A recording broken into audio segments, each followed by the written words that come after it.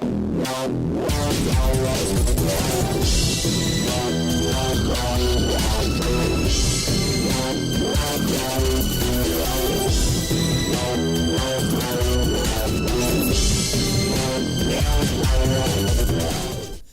everyone, and welcome to the Road to Freedom podcast. I'm Patrick. And I'm Matt. And we're on episode number 17. We're on our way to getting the big 2-0. And then I think we're coasting after that, right? I think once we hit 23, we should both buy ourselves Michael Jordan jerseys. Yes, because he was a basketball player. And he was the best number 23 ever. Yes. So this episode, we kind of are doing a shotgun approach. It's kind of the Libertarian Potpourri, if you will. Yeah, that's what we'll name it. Potpourri, episode 1. We just kind of have different topics that we wanted to talk about that are libertarian minded with no real particular theme. It's kind of news stories, organization type stuff that have come down, and we figured we'd give our 2 cents on it, because there's not enough people out there complaining, as we saw at the Kalamazoo city's meeting that they had last time. Yeah. But as you may know, listening to this, I'm a trustee for one of the townships in the ancillary districts for Kalamazoo. So we've had quite a few dealings with Prop 1 being passed, and there's a large number of smaller townships who are nervous about weed coming into their district. And so what we have now is every township and municipality has a year to give a yes or a no for the different types of hemp businesses that could come into the district. That includes things like distribution, grow, commercial, just dispensaries, anything that might involve any number of those things. Within a year, if you don't do anything, you have pretty much an unsaid yes, and if you then pass something, all those people that you said yes to or nothing to get grandfathered in. So whatever rules you apply doesn't really apply to them. So it's just state law. So what I've been trying to do is be the person who's never drank alcohol, who's never done drugs, who's never touched weed, make the case for why we should have grow operations in our little district in Alamo.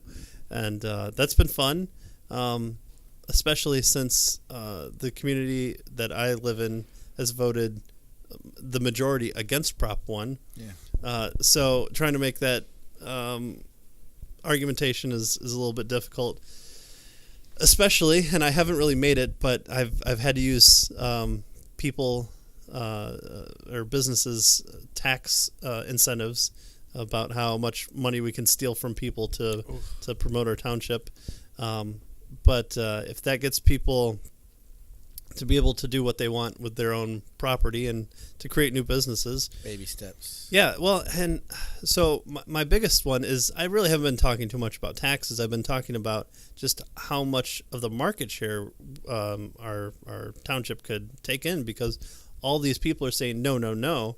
Well, that's pushing people out immediately.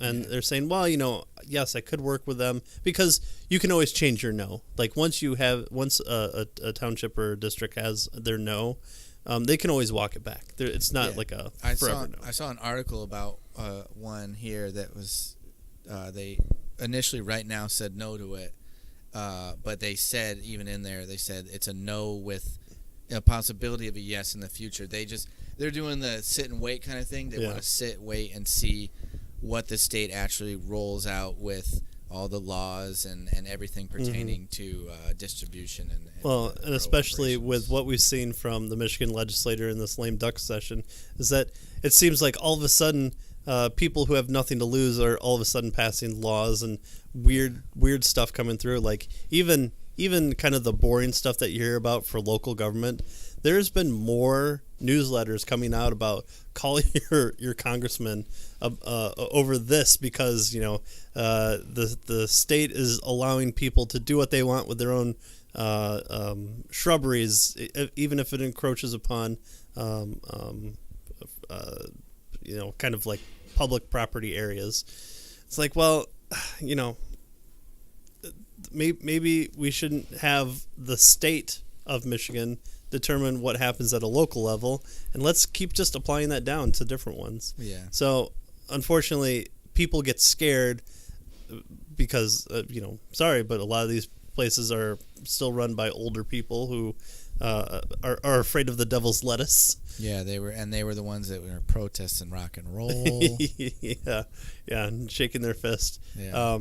And what I've heard is even people who are in support of it, of having businesses come in or aren't opposed to it, I guess is a better term, is, well, I wouldn't want a dispensary next to my house. But I'm sorry, like, do you think that just all of a sudden there's going to be crime, Mad Max type raids that come through and well, yeah, it's funny too because another article, I can't find it right now.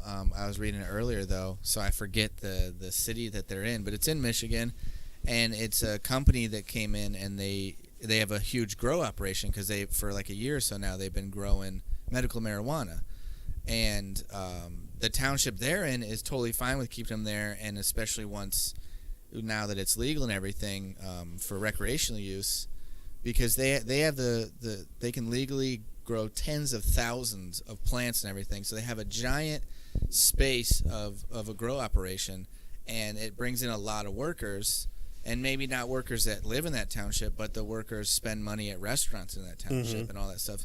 So this township is pretty happy with it actually, and they have a good relationship because it's a big grow operation. It's not hurting anybody. They're just growing. It's literally a greenhouse for weed. It's not like you have guys coming in and raiding everything. It's a highly, it's highly regulated by the state. The board of whatever marijuana spelled with an H is, which I did read though they're changing it to a J, their name, but they're in legal documents they'll still use an H. Because that's what they use legally? I don't know. I'm surprised because Vice News or one of those Huffington Post people told us that saying marijuana is racist. But yeah, so this grow operation has a great relationship with cannabis. Why can't we just say cannabis? Cannabis, I mean, isn't like cannabinoid, whatever, like the scientific name? Can we be a little bit more on the ganja? On the scientific spectrum here. But yeah. So you're going to have to send me that article because that's one of the things that I was arguing with people, or having a discussion. It really was an argument. Yeah. Is that grow operation comes in and it's a couple people because you're not going to just have a big influx of workers, and I'm just thinking like, well, you're thinking like one shop is going to open up, and not the possibility of all these places saying no. And luckily, I've at least made an argument that says, hey, we have a year. We don't have to do anything right now. Let's keep it open, and let's even see if there are people that want to say, hey, how come you haven't said no yet? Yeah. And I mean, like, we're like 70% agricultural, so if you wanted to even grow the stuff, it's it's a good spot to do it. Yeah. There's going to be a lot of work on my end if it does, but if it gets people to do what they want with their business and their lives, I'm all for that, and I'll fight the how much should we tax people fight when it comes there. So I found it. It's in Chesaning, Michigan, and it's not tens of thousands. It's 6,000 plants. It's still a lot, though. That's still it's a big grow operation. Yeah. And I mean, does it say how many employees are running it for? No, I don't think they mentioned the employees. Oh, that's interesting. Oh, here it is. I'm just all sorts of messed up today. 50 workers. So you got 50 people that are coming in that potentially, I don't know, they don't say how many don't live in the township, but or the city. You've got 50 workers coming in from wherever they live, spending money in that town, getting lunch, getting dinner, getting whatever after work, before work, during. all for a pretty big grow operation. Yeah. Well, and we're not even thinking about possible implications. Like, what if all of a sudden you have universities or drug companies wanting to come in and start doing medical testing about, hey, what can we actually use this for now? And hey, here's a spot that's set up where you already have an established, distribution area, or a store that is already working with different types of manufacturers on different types of potency and different strains. So let's go to a place that's already set up for this type of stuff and set up our own thing. So maybe we get a industrial park out of this from. Yeah, from they just start investing money and said, hey, grow operation, we'll pay you.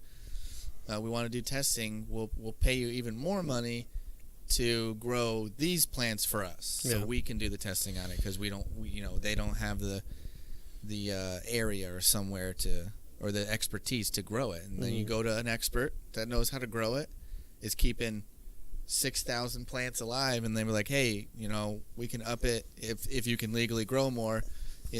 Grow this much more for us, or we'll buy this much off of you so we can test it. Yeah, have an established area that isn't going to be rated by the federal government because, it's a Schedule I class drug. Yeah, and with like grow operations and stuff like that, it's just like every other business that is going to set up. If a grow operation is just like a plant coming into your town, it creates a lot of jobs, it helps the economy out.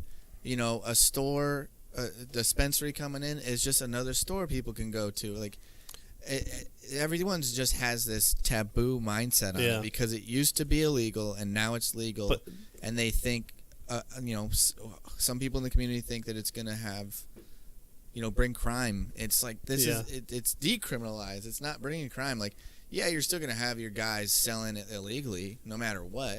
I mean, Colorado, at least a documentary I watched a couple of years ago, still had a problem with that but it decreased a lot. But it's not like they're not gonna be busting into these places that are probably gonna have pretty good security, I'm guessing. Yeah, well, and what are you doing other than getting a supply that you're gonna use yourself? Like, it's different with it, when it was currently illegal, because then you still had black market prices that you could go in and raid a place that isn't going to have firearms because they're trying to follow the law and they weren't allowed to have firearms. But these folks who are like, well, I'm okay with it, but I don't want it next to my house. Okay, I hope you say the same thing for a bar or a gas station that serves liquor, because it's the same thing. In fact, I would say having a place like a party store, someplace that sells only alcohol, has more of a tendency, if you believe the people who are like, oh well, they're nefarious people that come into a marijuana store. It's like, well, how about a person that goes to an only alcohol store? Aren't they more susceptible to being, terrible people than dudes who are just whacked out on, the wacky tobacco? So that's where I've kind of made my argumentation, is on pointing back to prohibition and also pointing to current beliefs in alcohol. It's like, yes, that's what you're going to have to fight, is people who have the stigma of this was once illegal and now all of a sudden, by the wave of the state's magic wand, it's suddenly legal, and that's a hard thing for people to think about. Well, and one of the something they said in here they brought up was that townships that are going to be against it, they're making themselves susceptible to crime, actually, a higher rate of crime in that case, because then the people that are still going to get weed or what not, like, might not want to drive that far, so they might still go the illegal route. I mean, I think it's reaching a little bit, saying that's the correlation of not allowing it is that or a causation is going to be more crime at that point, but it kind of makes sense. You're leaving yourself open to illegal grow operations and just people using it or trying to sell it illegally in that area. Yeah. But, I mean, look at what Michigan has become. You have Western Michigan giving classes on how to brew your own beer, where before that was highly illegal to, okay, Budweiser can do its thing, but bathtub gin was frowned upon. Now you have everyone and their mother with their own IPA. And you can go to a store and buy yourself a simple little kit, and you can just do it in your house. I think, doesn't Costco have like its own little I've little seen kit it at thing? stores, and it's not too expensive. I've thought about doing it at one point just because I thought it'd be interesting, but then I'm like, well, what if I don't like it and I never drink it? I just wasted this money. Yeah. I'd rather buy beer I already like. So, I mean, like, alcohol has the same and probably worse connotations if you include everything. There's this song by The Streets. It's a British rap group called The Irony of It All, and it contrasts a person who drinks alcohol and then a person who smokes weed, and how the person who's drinking the alcohol is more likely to become violent and more prone to be a nuisance than the dude who sits on his couch playing Gran Turismo on the hardest level. Well, yeah, cigarettes too, if you think about that. I mean, just from a health standpoint, like weed, it is a natural thing. And, I mean, you're still inhaling smoke and everything, so it's not, like, good for you. Right. But there's all that added stuff in cigarettes that they add in. You're inhaling tar and whatnot and everything else. Mm-hmm. That's just bad for you, too. So, I mean, why can you sell cigarettes, at the corner store and not weed? Yeah. So it'll be interesting to see what comes down. Hopefully, I can kind of convince and see, and maybe we can be a very green community, because that's what people are going to now. Is a loud community? Yeah, it's just it's kind of sad, but it's one of those things where it's like, well, it might come down to how much outcry there is, and when Alamo tried to implement a noise ordinance to just combat some of the noise from the Kalamazoo Speedway racetrack, that was the biggest outcry that occurred, and it actually led to two of the trustee commissioners actually being recalled because of some of them not following the rules. So it'll be interesting. If I get kicked out for supporting freedom, I mean, that's a great big badge of honor. But we'll see. I supported freedom so much that people couldn't handle my amount of freedom. Yeah. Well, had to get rid of me. I told you this story, but it was funny because at the last meeting we had the road commission, because we were having to figure out where to put stolen money to fix roads, because believe it or not, Michigan roads are terrible, and it's especially even worse in smaller communities that don't have the ability to raise zillions and zillions of dollars to keep spinning the wheel. Yeah. But I was asking about what has been done or looked at as far as new technology, the use of things like plastics and rubbers for different types of road material. And the person from the road commission was saying, "Oh, we've been going through different classes and different lectures, and there just doesn't seem to be those new implementations yet. But there's still pilot programs here and there." And I go, "Well, that's the problem with state-run. As if it was privatized, then you would have the incentive to get better quality material and cheaper material and do it better, especially if you want to make your money based off the roads and not always improving upon the roads. It just seems like the incentive. There's never an incentive to move fast when it's state money." No. So the case that I made just quickly under my breath comment was, well, it'd be nice if the roads were privatized, because then you would actually have the incentive to improve. She's like, "Oh, excuse me?" Like, "Oh, well, I think we should privatize the roads." And she's like, "Oh, well, actually, a majority of our contractors are private contractors." And it's just like this lady. I told this lady that we should privatize the roads, and what she heard me say was, "Oh, we should privatize the workers that The labor. the state pays. That's not what privatizing roads means. It's like when people say, "Oh, private prisons are this nefarious group because the incentive is to keep the prisons full so that they can make the most amount of money." It's like, yes, but who is paying them? The people that are paying them to house the inmates is state run. Like, it's quasi state run. Like, just because your paycheck comes from goes to a private entity doesn't make you a private. The money came from the state or federal government, wherever it's come from, and it's just getting put into this private company that is they're pretty much just paying someone to just run it day-to-day operations. Like, hey, I'm still gonna be the CEO, but you get to do day-to-day operations at the jail. Yeah. So it was already a long meeting, so I didn't want to get into the what seems to be so difficult for people to understand is you can have year after year different cars made with different specifications, and it's the most highly complicated piece of machinery out there these days, where you can launch them into space and they are able to survive. But a flat piece of concrete is the most troubling thing in the entire world. So it was a fun little. I broke a strut on these freaking roads. Yeah, well, a few months back, and there's nothing that you can do about that. You can't sue anybody. You know what happened too? The city it was a pothole that had been there for a long time, but I missed it. It was at nighttime. Thought I was in a different area of the road than I was. Hit it. 3 weeks later, it was fixed. Yeah, there you go. So thanks, government, for moving so quick. Where's Domino's filling those potholes when you need them? Right, they're over in like New Hampshire and Vermont, places that don't really need it. Well, we were also thinking too, with the whole scare tactics of the waggy tobacco.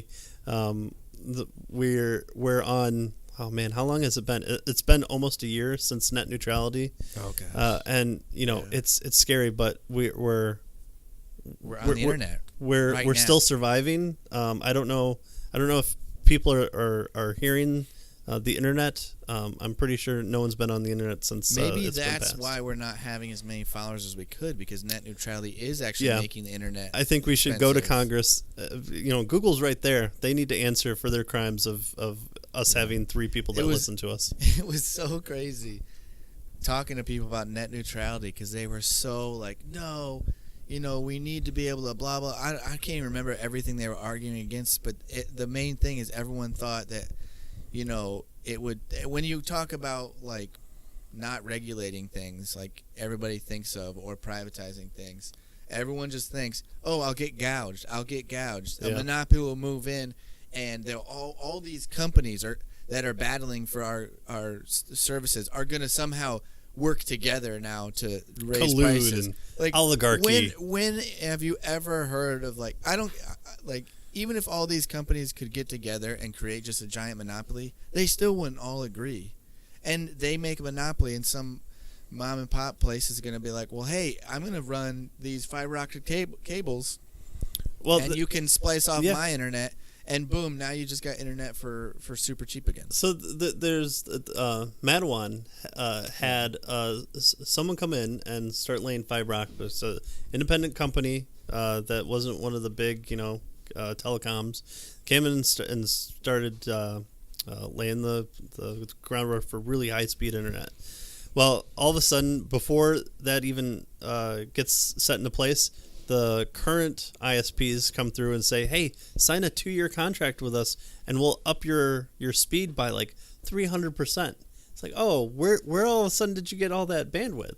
It's like, well, it's because they have no desire to give you top rated speed, because they're going to sell it to places like MPI or businesses that they can charge more for. Yeah. And it's interesting to me that the people who supported net neutrality were places like Netflix and Google, who combined probably account for half of the internet traffic in the entire world. Yeah. So this new ISP comes in, starts laying fiber optics. They're getting a bunch of people just signing up for them left and right. Well, then the power company then runs its own fiber optics using the already infrastructure that it's invested in, and they've just run it to places that are their customers, which is pretty much all of Madawan. Yeah. And it's just interesting to me that we always think of you're right, like, what is Comcast going to charge me to go to this site rather than this site? How many YouTube videos a day can I watch before I have to buy the $6.99 package? Yeah. But the power company lays expensive lines in the hopes that maybe it'll get enough customers in the certain area. But they've at least done the research to say, okay, well, we know here's the interest and here's how many people we can get. But they ran it to everywhere. It wasn't just, if you signed up for it, we'll run it to your house. Because if they can get more people to say, like, oh, Bill, how's your internet been now that you got the new high-speed stuff from the power company? Oh, it's great, and it's cheaper than the independent people that just came in by $10. Yeah, they're more likely to get that. Then they don't have to send out a truck and a crew to run cable down. That's the beauty of capitalism. It's so cool. The competing companies, because that smaller company moved in, laid the lines, which then got the bigger company to go, oh crap, they're going to steal away a lot of customers. If we just spend the money now, load it in everywhere, all our customers in that area, and then we can say, hey, guess what? We can offer it to you for cheaper. Yeah. Boom. Now they've just won back all those customers. I think that's kind of the Henry Hazlitt in Economics 101 has this the man that you don't hear about. It's the forgotten man who you regulate something and you kind of know the immediate effect to person A because that's who it's specifically designed for, but you don't know about the person B who was affected because of it. So we don't know about the potential benefits from all these different companies that could pop up, or different types of new industries that could come about just from the fact that you give people the freedom to do what they want. And if bad things happen, which the libertarian ideal isn't a utopia. Yeah. It's when you say, hey, I'm going to give everybody they want the freedom to do what they want, as long as it doesn't affect me or hurt me or anybody else. There's some scary stuff that might happen. Yeah. But it's the same here. The only difference is we don't claim to a utopia. The very fact is, a libertarian goes, I don't know what the best policy is. Let's do 50 things and see which ones work the best. Yeah. That's the libertarian idea of utopia. Instead, what we have now is it just says, well, let's just do this. I don't know what's best, but let's do this because that's what I say is best. Yeah. So like people who want to regulate the internet like it's a utility.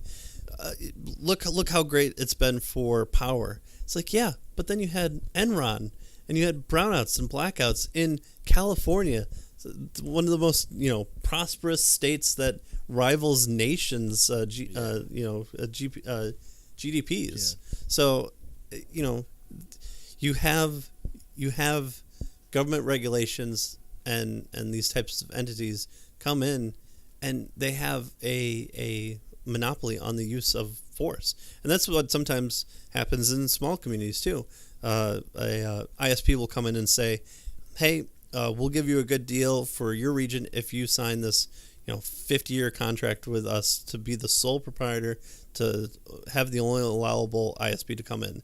And then we're scrapping at 12 meg download speeds when we could be having more. And if you have more competition, you're going to have more and more. That's like Republic Services and Township of Kalamazoo. I'm forced to only use Republic Services when, who knows? I don't know, because I don't look into it because it doesn't matter how much money I could save at another company. Yeah. So, a year from now, we'll see all the nasty gang wars that we'll have for weed legalization, and we'll be 2 years deep into having no internet because only the rich people will be able to access it. Yeah. Another article that we talked about is PFAS, And I think you should take this one because the government has finally determined a way to save us from PFAS. Yeah. Well, let me pull this article up real quick. So PFAS was this chemical that was found as a byproduct of most of the paper plants that were around Kalamazoo, and all of a sudden we started finding it in drinking water in certain districts within Kalamazoo. But it's been a known issue for other places too. The title is Michigan PFAS Safety Level Could Weaken Under Lame Duck Bill. So a bill they're trying to put through right now, Senate Bill 1244. It's passed the Michigan Senate on December 4th and is expected to be brought to the State House floor this week. This legislation would significantly increase the amount of PFAS in the water that people could legally be exposed to. So pretty much what they're saying is by fixing the PFAS problem, we will change what we used to think was legally allowable for people to take in, and we'll just, double it or significantly increase it, so that way all the water lines are under the level safe. now. Yeah, they're perfectly safe. That totally makes sense to me. Just because all of us, I'd love to if they could at least back it up with a study that says, hey, by the way, we've been studying this for a while, and humans can actually take in more PFAS than what's previously thought. Mm-hmm. Then it's like, okay, maybe. I'd want to see multiple studies, though. But just the fact that out of nowhere in this lame duck session, they're like, well, let's try to fix it this way. Like, that's not a way to fix it. Like, hey, we'll fix asbestos in buildings by just saying, you can actually be in an asbestos building for that much more time before you die from it. Yeah. That's by government decree, you're not dying as quickly as what you think you are. You can eat 14 lead paint chips before it's a problem, now, because it used to be 7. Yeah. That's how our government is trying to deal with PFAS. That's pretty. And mind you, good. We're still not done dealing with lead over in Flint. Well, Elon Musk is coming over to put in drinking fountains in for the schools. Oh man, capitalism. That's a rich person. How is he making money off of that? How dare that rich man not be taxed even higher than it already is, so we can take his money and then we wouldn't see any of his tax dollars because he lives in California, but he's coming over here. A person from states almost a country away is coming over to help fix a problem. With the state that screwed him over by saying that he couldn't sell his cars direct to customers in the state. He had to go through what's a place that sells cars? I don't know. Dealership, yeah. You can only go through them. So that way you can only get screwed over by the dealership on like 17% APR. So yes. So again, government at work right there. Just increase the levels and call it good, especially from politicians. Again, it's not like it's an outcry from scientists who are like, whoa, listen, this is all getting blown out of proportion. When we talk about contamination, those are scary words, and PFAS, using words that you need to take a breath two times while saying the full photosynthesate or whatever PFAS is appropriately named. But you have this thing where it's like, oh, okay, well, I've accomplished this before I get thrown out of office, or before business goes back as business as usual from the legislator. But that's government decree. You don't have there would be no ability to sue anybody or say, hey, I'm now sicker than I was before because the allowable limit that you used just to make it so that it wasn't classified as a state emergency is double. There are complications that happen in more than the immediate future, and that's part of the issue that we have with democracy and this type of supposed representative government is that at least with a king, he's going to be around for a while, or his family's going to be around for a while, and there are going to be rules in place that are kind of set because it's the same person. But a person who's only in there for 2, 4, 6 years, or if you ever get term limits, then at most 12 or what have you. They're going to have that time period to care about, and then after that they don't care, because there's no benefit for them to say, well, 12 years ago I doubled the amount of mercury in the water supply because I thought it was good, but it turns out that 40 years later everyone's getting birth defects from their grandchildren, or for their grandchildren. Oh well, I can't get elected again. That's fine. All this PFAS stuff is proven to like cause cancer and other sicknesses and stuff, health problems like that already. So why aren't we trying, instead of doubling or increasing the amount you can have in the water, why are we not going towards like zero PFAS in the water? Like why aren't we going towards that? Yeah. I mean, this is literally affecting millions of people. This PFAS thing has, and they're just saying, "Oh, we'll double the amount." Like, that's just, I mean, this seems like the kind of things happening right now with the PFAS that were happening years before the lead was found out in Flint. Mm-hmm. Where they're like, "Oh, well, we'll just divert it through these old pipes and blah blah blah, and we'll start sucking up water for drinking out here." And lo and behold, years later, you have massive amounts of lead poisoning. It's like, oh, well, we'll just double the amount of PFAS, and I don't know, years later, it's going to cause health problems for people, but we don't know that yet. So some of the farmers in my district have, in the past years, have agreed to have the pulp sludge. I think it's called sludge, just dumped on their fields, and they get paid for it.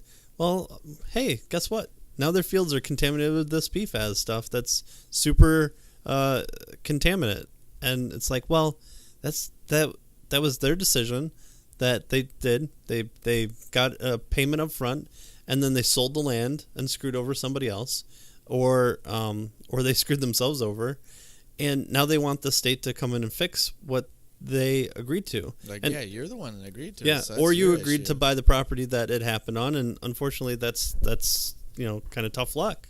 Yeah. But if you want your soil and stuff treated, that's part of if I build my house on sandy soil and the foundation sinks, I don't go to the government to say, hey, now you need to build my house from the ground up again because I was poor in getting stuff tested or checking that stuff out beforehand.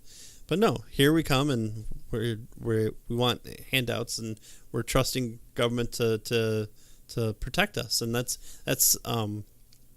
I forget what the actual terminology is for it, but it's essentially like by having this false belief that you're in a safe environment, you kind of turn that part of your brain off where you're like, oh well, I'm in no danger because somebody who I don't know in a place I've never been to is hopefully running the filter system to wash out all the Ritalin that's being flushed down the toilets into different pipes. So we just have this kind of literal blind trust in government, and we see that too with even like the FDA in approving drugs. It's like, oh well, this went through proper testing. They wouldn't put crap on the shelves, but we've seen time and time again that that there are things that hit the market. This Oxycontin went through proper testing. No one will get hooked to it. Yeah. It won't cause an opioid epidemic. It's fine. Well, yeah. Just another news story that we were talking about is with school having started, all the different types of regulations that come from a top-down approach. We always hear of like liberals who joke about the trickle-down economics, but in the same fashion, they never jokingly refer to trickle-down laws that come from the top down and affect the people at the bottom of who, kind of how crap rolls downhill in military terms. Yeah. It always seems like rules roll downhill in that way too. So like some of the local communities, 123 communities in Michigan have petitioned the state of Michigan to let them open schools earlier before Labor Day. And it's like, that seems bizarre to me that you have districts who should know their districts better than the state of Michigan. They have to petition the government in order to do what's best for their community. Now, I don't believe in public schooling, and it should be even more at a local level. But that's how the state operates, in that it codifies power at the top and then dispenses it down, and then everyone has to have their own little taste into it. We just saw the Michael Bloomberg interview on The View, where he says, oh yeah, each state can pass like background checks, which there are already background checks for firearms. Yep. But it would just be so much easier if Congress could do it. Oh yeah, I'm sure that law that would be passed, it would just be the perfect amount of law. And then there wouldn't be other laws from a state level and then a local level and a county level and all these these different ones who are like, oh well, now that we can do background checks and then have these like emergency, Michigan has actually had deaths in the recent past of people who say, oh, my uncle is threatened to kill himself. I'm putting up this red flag thing. The police then can go in and bust into your doors and confiscate your firearms because you pose a danger to yourself, as attested to by your family member. Yeah. Okay. That's really smart. And these people end up getting shot and killed because they're not expecting the police to come in and raid them. Yeah. They have no clue about anything that's happening. They're just seeing a break-in, this is what people say, from my cold dead hands. Who do you think are going to be the ones that come and take your guns away from you? It's gonna be the police. Speaking of guns, I just saw a thing that my buddy sent me because he lives in Jersey. Because they just did, because they already had a regulation on the size of magazines you can have for guns, but I don't know what. I didn't read the more stories into it. I didn't read more into it, but I didn't read what was previous to this. But the state police are not taking the option of going door to door to get these now illegal magazines. They're not taking that option off the table. So that option, pretty much kicking in doors and taking magazines that hold 30 rounds in them, or more than 10 or 20 that they have, they're not taking that option off the table. And it's funny too, because I was asking my buddy about it, because he's got some magazines that look like they're 30 round clips, but you can get them pinned, is what he was saying. So so cops are going to kick in people's doors because someone's going to be like, hey, I saw this guy with 30 round magazines, and then they get in there and it's like, hey, actually, I had all my 30 round magazines pinned to a certain point that they won't go over the legal amount, and wasting tax dollars. But I just think it's crazy that it's for magazines. They're not even talking guns now. Right. We're talking what they call high capacity magazines. I call regular magazines. Well, that poses such a threat that they're gonna go door to door and confiscate them. Like, get out of here. Well, it's like all the horror stories that you hear of news article after news article about the ATF coming in and busting into somebody's house because while they were on the firing range, they had a double fire on accident, and someone reported it as a automatic weapon. Yeah. Or you have, maybe I just got a fast finger. Yeah. Or you have this whole issue with the whole bump stock thing. And the big three states that are passing it, it's like 3, 2, and then of course New Jersey, 0 of the confirmed. Keep it up, Jersey. The confirmed bump stocks. I would never own a bump stock, and especially since it seems to overheat your firearm more. But whatever, you do what you want. But I'm unclear as to what the outcome is supposed to be. Like, do you want us to go back to Flintlock where we're having to spit down the end of the barrel and load our shot and everything? Is that what it's like going to come down to? Where it's like, okay, now we can be comfortable with the Second Amendment. It's like, no. The Second Amendment was made so we can be as armed as the government that's running us. Yeah, I was arguing, having a conversation. It was started as an argument, became a conversation with a person on Twitter, which is of course the bastion for discussion in America today. And I was commenting on a news story about how this woman's children got taken away from her by CPS in the state because she wanted to homeschool them, but they weren't going to allow her because they questioned her like legal guardianship to the children, so they came and busted in. I said, this is the reason why you have firearms. And someone's like, oh, so you think that she should just start blasting these people away? I go, what are guns there for? I mean, if someone's going to take my children away from me, especially for something so stupid as whether or not I school them, like I'm sorry, we all should have the point in our mind where, we should use firearms. And if it's to not use firearms because you're against it or you're a pacifist, then that's completely within your right. Yeah. But again, who are the people that are going to come take it from your cold dead hands? They're going to be the cops. The government. It's going to be local, county. Yeah, you might have ATF come in, but the ATF has only so many agents. They're going to co-opt local agencies. That's why, it's not like I'm anti-cop here in the sense of like, oh, these pigs, kill them all. But Ohio and I think Michigan, but I definitely know Ohio has like, hey, if police are breaking into your house and conducting illegal actions against you, you can shoot to kill. Yeah. It's like, yeah. Which you should be allowed. That's where. Why does that have to be a law? Yeah, that shouldn't even be a law. Anyone coming onto your property illegally, doing illegal things, you should be able to shoot to kill to protect yourself. Serve me a warrant that says, here it's attested by a judge and blah, blah, blah. Not that I necessarily agree with the whole way warrants are issued, but at least that's what the process has been.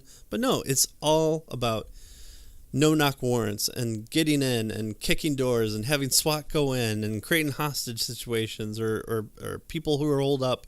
And, if you happen to, be asleep and you wake up because the SWAT team member is breaking your window and you don't know what's going on, you fire at them, then they can come in and kill you because, they're protecting themselves. They want to go home at night. But you are thinking that, hey, I have a firearm and someone's breaking my house. This is what it was designed for. Yeah. You're not thinking, oh, I'm here to kill cops. You're thinking someone is breaking into my house. Yeah. So, one thing I'd say about the Second Amendment I saw the other day, it was a good point someone brought up, was our founding fathers that were writing the Second Amendment, they didn't just get back from a hunting trip. They got done with the revolution. So think about that, all you people that say that Second Amendment rights are for hunting.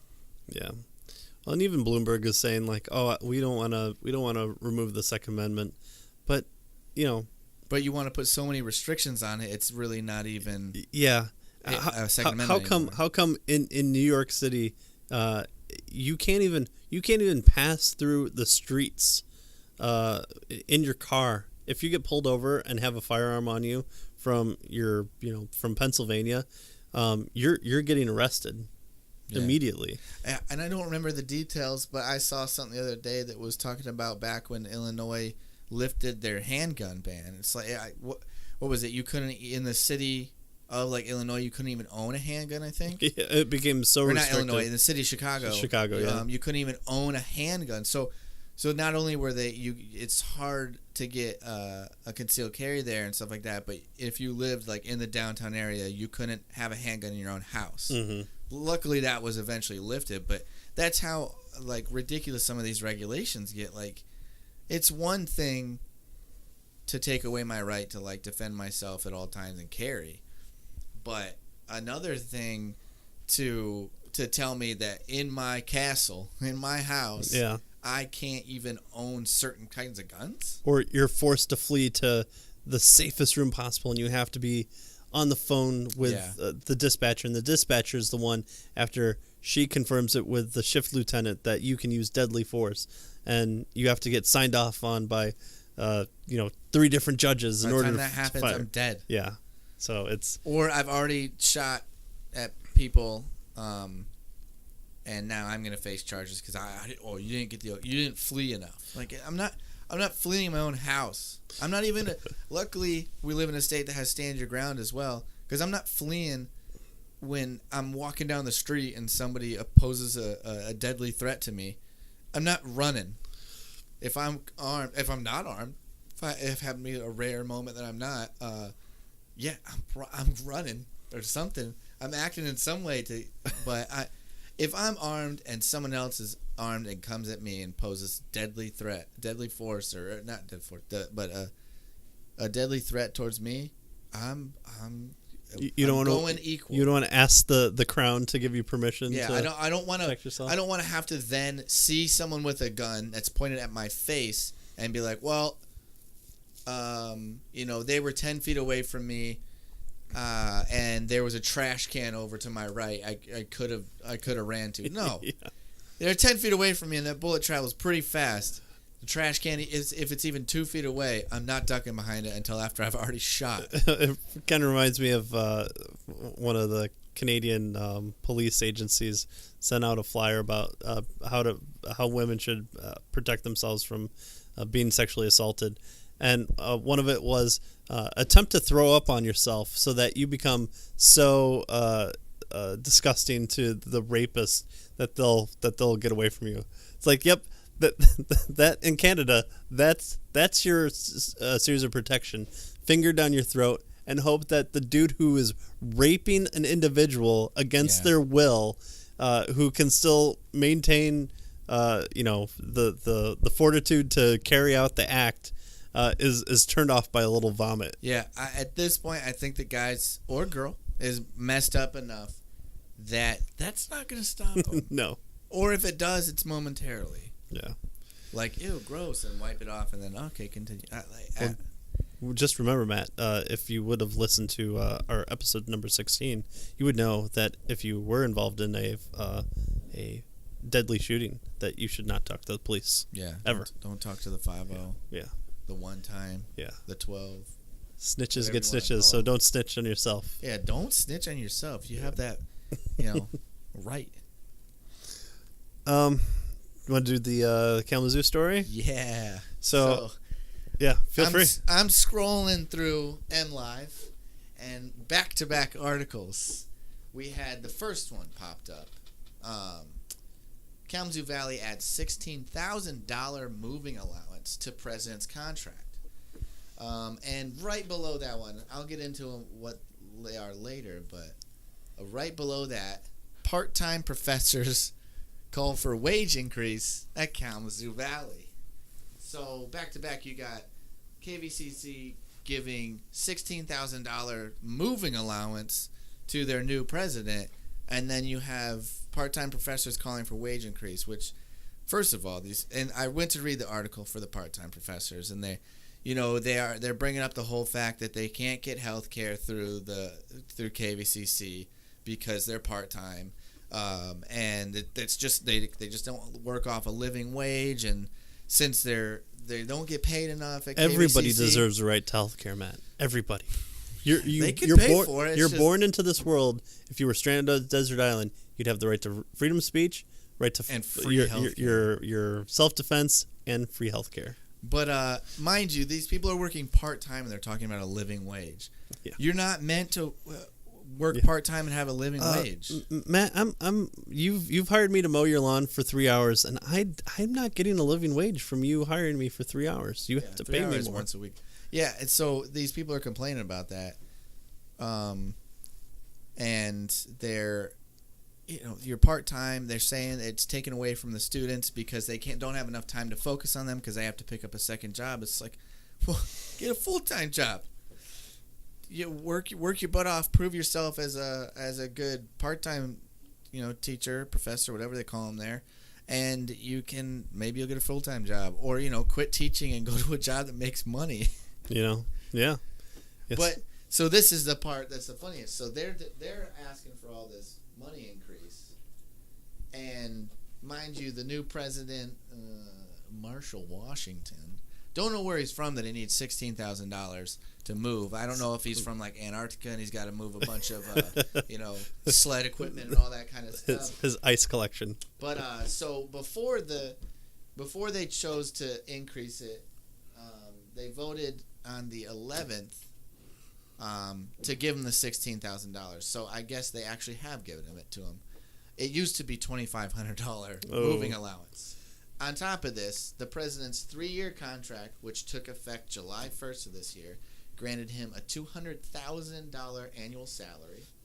He also received $20,000 non-itemized expense account, a $9,000 transportation allowance yearly for a vehicle, and $7,000 a year for housing already. And he gets a park club membership, office redecorating allowance, and a cell phone. I don't know what the park club membership is, but so he's getting paid $200,000 a year. He gets $20,000 expense account, $9,000 for a vehicle every year, and $7,000 a year for his housing already. You think a $2,500 I could make a pretty easy move, especially to a city that the housing or the cost of living is cheaper, like Kalamazoo. I could afford $2,500 easily to relocate myself, but this guy needs $16,000 on top of everything already. And you gotta imagine someone who's getting hired in, making $200,000 a year, is already making a pretty good amount of money. It's not like he went from rags to riches instantly from this job. Like, you're not gonna offer someone $200,000 unless you're gonna get that kind of value out of them. So he's already making 6 figures, and you're complaining about. So the tuition dollars at work, all you KVCC students, is actually going towards the president instead of, potentially having a slight pay bump for all these part-time professors that are needing more money. Yeah, who are going to use it towards a better increase in hours, I guess, so that they can do more for the students. But like not having to work so much second job. I think, but the whole university system, the whole college system, seems odd to me, because who's your customer there? Well, okay, like if we think about it as a business, sure, a CEO brings in a lot of capital because of being able to manage a complicated system like that. However, the customer is the person paying the tuition. So you think you would want to put it towards the person who is there to teach you. It'd be like you hiring a plumber, and instead of saying, oh well, I'll give the plumber $50 more to do more work for me to help better my situation, I'm going to give it to the plumbers union president that might do a better job of getting that plumber a nicer tool belt. Yeah, it's like, well, who's actually the customer there? So who's the president serving? Is the president? I'm sure the president has some say in what happens and with this type of situation. But it seems like the president for universities are to get bigger benefactors to bring in money for the university itself. And that's why you pay him a high salary. But that's why it's ridiculous. I know across the board, $16,000 isn't that much to a school, even a community college like KVCC, but it's still a good chunk of change that you're raising. That you're raising from $2,500 to move before. What is he moving that makes it from $2,500 to $16,000? Yeah, and pause. We'll just keep it running. Oh, okay. $16,000.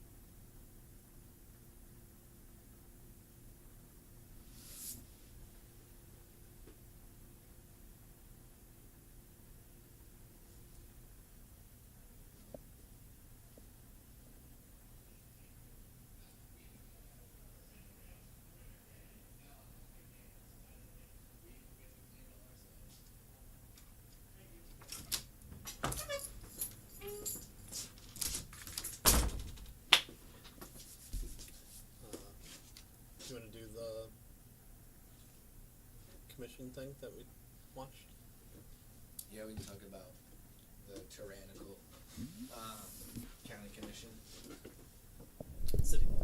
Yeah, city. All right. 3, 2, 1. All right.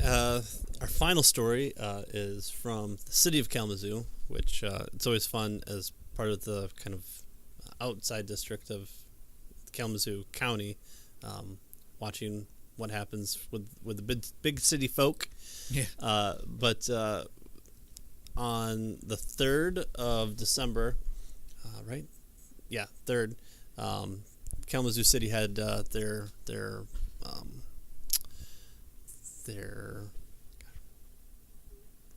regular meeting there of city commissioners, and it was pretty happening spot for once, because most of the time these are not really the public doesn't really care too much about things unless if it's stuff that they care about. Yeah. But they wanted to talk about adopting a resolution issuing a moratorium on rezoning and variance requests and new building permits for projects that require site plan approval on properties with natural feature protection designation as mapped, etc., etc., etc. And of course, this moratorium does not apply to any government agency, and government agencies can do whatever they want. Essentially, what this is there's a park. Is it a park? It's Asylum Lake Yes, Preserve. Asylum Lake. It's a preserve, but it's a lot. Everyone uses it as like hiking trails. Yeah. You can walk around. It's a nice spot. Asylum. It is nice. Yeah. I've walked my dogs there before, and everything like that. Which Yeah. in reality, how much of a preserve is it when you're introducing new animals into it? Yeah. That's definitely messing with the ecosystem. Well, we heard about that a little bit in the site, and so there's a house currently in a section of kind of where this is all kind of being disputed. Yeah, on the outer edges of the preserve. Like Yeah, it's a private lot that somebody had owned for a while.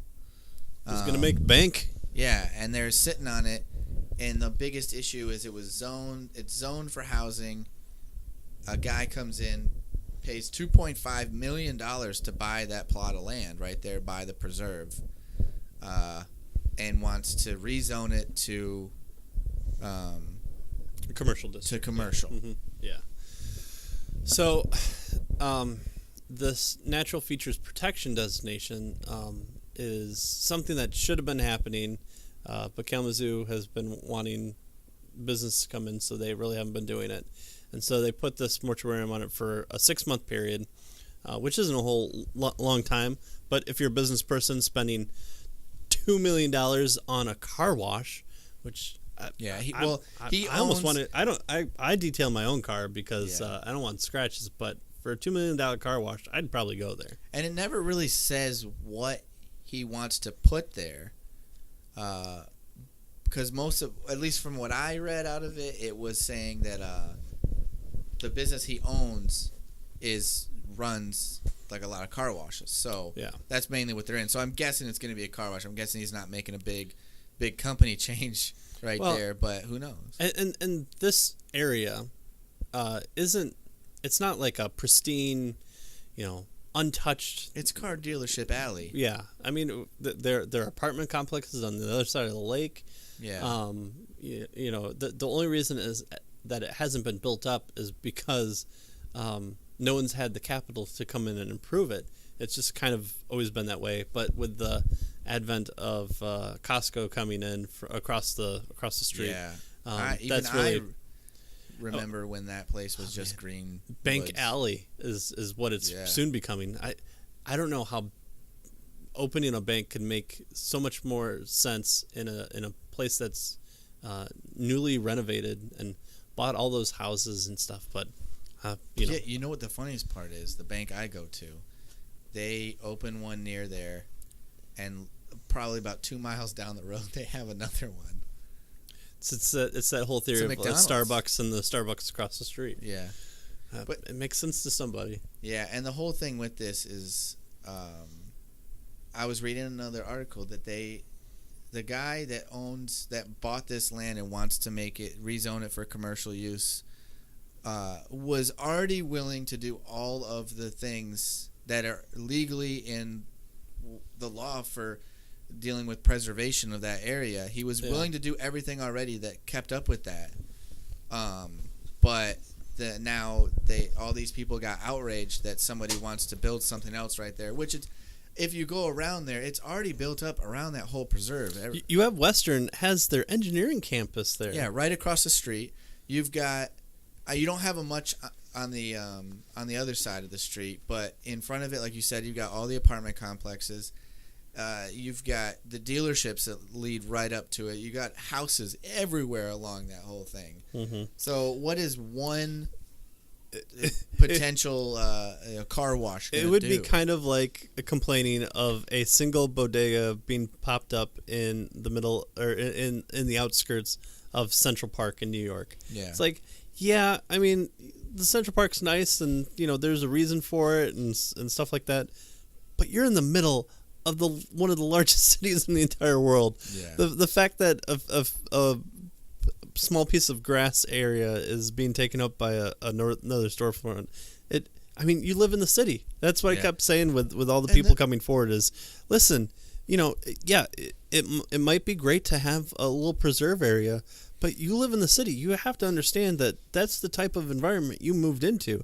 If you want a nice little hiking trail with everything like that, then, the middle of a city that is begging people to stop building housing and start building businesses because then they can tax them. And that's even the mayor, Mayor Bobby Hopewell was commenting and saying, listen, the lifeblood of the city, of the state, the government, is property taxes, especially on businesses.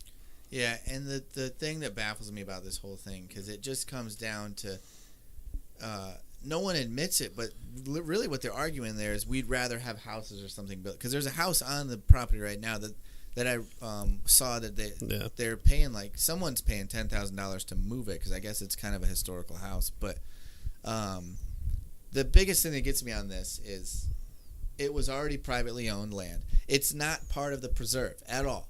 So it's not the government, like WMU owns Asylum Lake Preserve.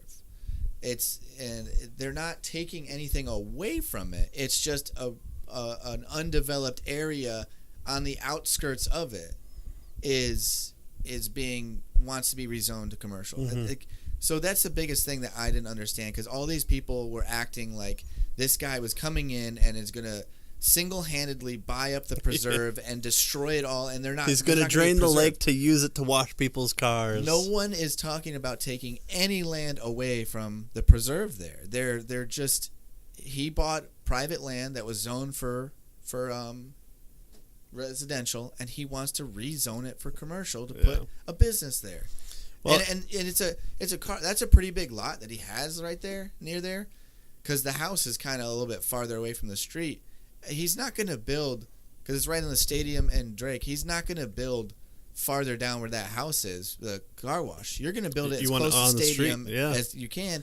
So in reality, there's going to be quite a bit of nice green, lush trees and grass that are still separating his business from the preserve. But that's the main point that I don't understand with all these people. It's private land. It was privately sold to this guy. It's just a zoning issue. Mm-hmm. And they're acting like he's taking the preserve away from them. Because they all talk about, I walk my dogs there. I enjoy it and everything. We're not taking it away. They're not taking it away from you. He's just buying up land. If you want to preserve that, you look at the people in that crowd. How many people can you get to purchase that? Buy it and privatize it.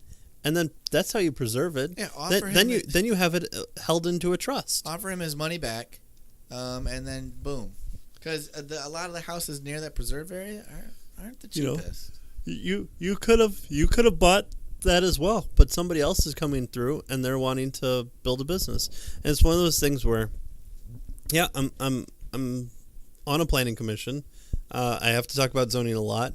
I have to talk about where stuff goes. But at the same time, my philosophy is, If you own it, it's yours. Yeah. Do what you want. I've never Is it understood hurting somebody else? No. We see in Africa, some of the big game hunting safari things isn't going and taking you out to the bush and you killing a lion. You're hunting on a preserve. Those are animals that are bred for the specific purpose of having rich D-bags come in and shooting them. Ridiculous amount of money. Yeah. The money goes back into the preserve and the local communities. And helping to protect the actual wildlife. Endangered animals from poachers. And they, because they're not going out and killing endangered animals. Yeah. And then a lot of times, when you take down the big game there, a lot of the meat is actually from that is donated because most of these rich people, they just want the trophy. Yeah, They don't care about taking 1,000 pounds. I don't need lion meat. Whatever. Home, and then so not only is the money put into helping the animals, paying for the preserve, and the community around it, they're feeding the community around it. That's what a lot of people just see the picture and flip out about it. They don't actually dig into it. Yeah. So when you, there's another thing right here. They all of a sudden saw those ridiculous signs that went from for sale for residential to now it got changed to commercial all of a sudden out of nowhere, and they flipped out because they drove by that and didn't look into it at all. Didn't decide to do their research. Didn't think to themselves, oh wait, he's not stealing the preserve's land. He bought land from a private owner and just wants a zone. Zoning is so dumb to me. Yeah. I want to build this here. Okay, there's a lot of land you drive by that, I think to myself, man, if I had money and I could buy that would be a really nice plot of land to put your house or something on. Or what if you wanted to buy that preserve and put a house on it? It's commercial, so it's now I've got to go through zoning issues, and these 8 people sitting up in a boardroom in downtown Kalamazoo are going to be the people that decide whether I get to rezone it or not. So they get to control what I build there. Yeah, they could even take your house and have it be eminent domain, and then they convert your once stately manor into a welcome center, and the state just has the ability to do that. It's again, if you stop paying your taxes, the state can come in and put a lien on your house. If you refuse to pay the lien, then they can come in and evict you from your own house. It's kind of what's happening. Even if you have no mortgage on it. It's kind of what's happening with Arcadia Brewing right now. Yeah. They're facing a possible, which I've heard from I know a couple people that work there, and I've heard that they're going to be fine, but that guy could just be bluffing because supposedly they're still going to decide whether to auction it on the 20th of this month. Yeah. Well, it seems weird. But he has mortgage money to pay. Yeah. And he has back taxes actually for a couple of years on there, which, I mean, it's not a lot of money for a business, I feel like, but it's about $50,000 in back taxes. It's something. And they still owe $1.4 million on their mortgage so they got to come up with a huge chunk of change. Mm-hmm. So if these people are so concerned about this area and want to keep it public or available for general use, let's say. Yeah, if they want to keep it residential. Yeah. Find who owns it. Have that person sell it to you and put it in a trust. And you can have your rules. You can have regulation. You can do whatever you want with it. If you don't want land developers to develop on your land, then you purchase the right to it. But to have it public, this is what we're talking about is, yes, you could get government entities in there that want to preserve no more businesses. We only want to preserve what's there. We want hiking trails everywhere, and so we're not going to allow any new business to come in. The same people that have the power to do that are the same people that have the power to change the zoning so that it's sad for you. And yep, a lot of people were at that meeting, but who weren't at that meeting? Everybody else. And so you have to say, okay, am I listening to a majority of people, or most of the time when I sit in my meetings that don't even match close to the type of representation that they do, they just approved a water thing for $15 million. Yeah, that's like 16 years for me for the budget that we handle. But I feel like it's not about what you hear residents say, unless if there's just a big groundswell, like, hey, we want to put a strip club in an elementary school. Yeah, you might have a lot more people where you're like, I'm pretty sure I can take the pulse of the city here and say that's I should be against that. But I think it's just half the time it's like, well, here's something that I think is important, and you just make the people who were elected just kind of make their own decisions. And it's not really about, I represent the people of the Eastern District. It's about, I'm going to make this decision, and hopefully kind of people will vote for me. So the biggest problem is when you have this public access, you have the tragedy of the commons, and you have the ability for the state to come in and regulate it too much, regulate it not enough. It should be up to the person who holds the property, because they're the ones that are going to do what's best, because you're not going to kind of shoot yourself in the foot. You might have made bad business decisions, but you're not like, I'm going to build a house on this lake and then I'm going to pollute the lake. Well, why would you do that? You know what I would do if I was this guy and the zoning issue after 6 months was still not done? I would, because like you said, he was already willing to do all the environmental things, the preserve things they want. And he would have left a nice buffer zone of greenery in between his land and the preserves lands, because let's point that out again. He's not taking any preserve land. The land that is currently that he bought was never part of the preserve. Yeah.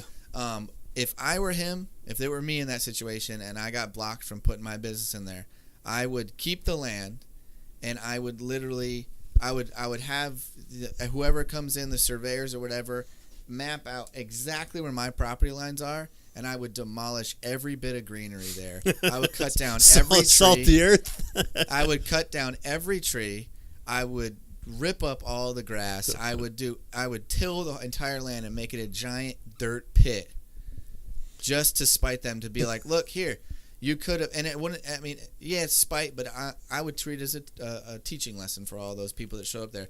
Yeah, you fought against it. You won. You made it so I can't put my business here. But here's what would have happened, and now here's what's the worst of the worst is going to happen now, because you blocked my simple little car wash from being built here, where I was still going to keep a lot of greenery. We're going to make sure that, all of our flow was perfect for the runoff, so, we didn't contaminate anything in the preserve. Well, now you get a giant dirt pit to look at while, while you're walking your dog. And again, that's what I always go back to, is he's not taking any land away from the preserve. It's just building up around the preserve, which, like you said, you're in a city. Yeah. Keep the preserve. That's fine by me, because, I visit there. I've walked my dog there. But, so keep the preserve. Because, that's owned by WMU, and they can afford to upkeep it. And a preserve, you don't have to go in and mow lines or create trails. The trails are just created as the people walk. Yeah. But, keep the preserve, but know that you're in a city and it's going to get built up around you. You can't fight that. Yeah, well, and if you want to, then find someone to purchase it for you. Yeah, that's what you got to do. It's land that's for sale that WMU hadn't bought up when they bought the land for the preserve. So eventually it's going to fall into somebody's hands. They're going to want to do something with it, especially in a built-up area like that that's growing. You've got a nice growing area right there, tons of businesses coming in, creating a lot of, where the government's stealing a lot of money away from them through taxes, and you've got another opportunity for the government to steal even more money, and these people who support taxes are just like, oh yeah, let's not do that. Well, we talked about this type of subject. It's kind of similar to that of net neutrality, and having this idea of this is the worst thing possible, and this guy he's gonna I think what it is, it's every 90s movie that had a child in it, because the bad guy was always like a bald, rich white dude who was part of a conglomeration that hated the environment and wanted to stamp out all tree life, and it was up to him and his Bigfoot friend or his dog who could talk or whatever to come in, or like the Woody the Woodpecker movie, that the abomination that what it was that. It's just like, I think that's what we have in our head of like, oh, business owners just hate the environment no matter who they are, especially if it's a guy who's wanting to just wash cars. What they should have done was they should have just pulled the race card and see what the girl, she claimed to represent the 20,000 students of Western. I was like, how can a single person remotely say that I represent all people? Like there's 20,000 students have come to this one girl and they've said, please tell Mayor Bobby Hopewell and the rest of the commission to preserve the land. It just makes no sense to me. This is the type of like mentality that like democracy worship gets you, is this attempt to kind of religiousize, like, oh, I speak for these people. It's like, well, for everyone. Like, you could be in a room of 10 people and you still can't speak for everyone because you have people thinking differently. Yeah. And the race car thing, the guy, his name, Haji Tarani, that bought the land. I mean, and he could have pulled the card like a lot of other people would. It sounds like all these people are just racist against him. Yeah, they just don't want, someone who. Because I'm just gonna say this: a lot of people. We watched the footage of the people coming up and talking. A lot of them are white people, yuppies and hippies, and hippies, and surprisingly good-looking hippies. That dude that was 87 years old. Yeah, 87. I don't believe it. He must have been smoking that golden stuff that doesn't even grow anymore. Yeah. He's got it from Mexico, because he looked about 60 tops. The same people who now want legal marijuana out of their communities. Yeah, but these people are just crazy. They act like he's either stealing stuff away from there, or he's gonna single-handedly contaminate the entire preserve, and all these beautiful animals are going to die. That's what central planning gets you. It's central planners are people that think that they know what a community needs, and it's like you can think that, but you don't really know that. How about you let the market decide that? If this car wash thing goes up and fails, well, then no one's gonna, then it's gonna revert back. You can turn it back into a preserve. You can have people come in and plant and try and return it back. Or if it thrives, then it seems like that was a need, and that you have these central planners who think that they know what a makeup of a society should look like, and it's like why? Yeah, they kept talking about what is that? They kept talking about their major plan. We need to think ahead. I put Restaurant Row or Stadium Drive is a perfect example. Oh, we'll put all the car the dealerships out there, and we've centrally planned it. Yeah. But it's like, how do you know that there isn't a dealership that could be opened up in Restaurant Alley that would just blow up and be the biggest dealership in the entire world? Yeah, it's like, oh no, we're central planners. We know these things. All right. Well, we just want to talk about random stuff today, so that's what you got. Our rant. Yeah. So hopefully you enjoyed this, and our conglomeration of rants. We're gonna have a ton of links in the show notes, so feel free to check those out for the news stories that we're talking about, and realize just how insane the state is in wanting to tell you what to do, where to live, what businesses to do. What to do with the land you own. And here's the good thing, though. You can eat now more, double the amount of PFAS than you were before. So you're welcome. The government has decided that what was previously the legal amount is not what it was. So Yes. you're allowed to eat more. So eat up. Yeah. 2 big spoonfuls. All right. Take at least 2 teaspoons a day. There you go. All right, everyone. Thanks for joining us, and share, like, subscribe, all those things that probably the 6 of you listening have already done. We thank you. Feel free to contact us on the various platforms, including Twitter, Gmail, website, everything like that. And as always, live radically and live free. And let's just privatize everything. Everything. Everything.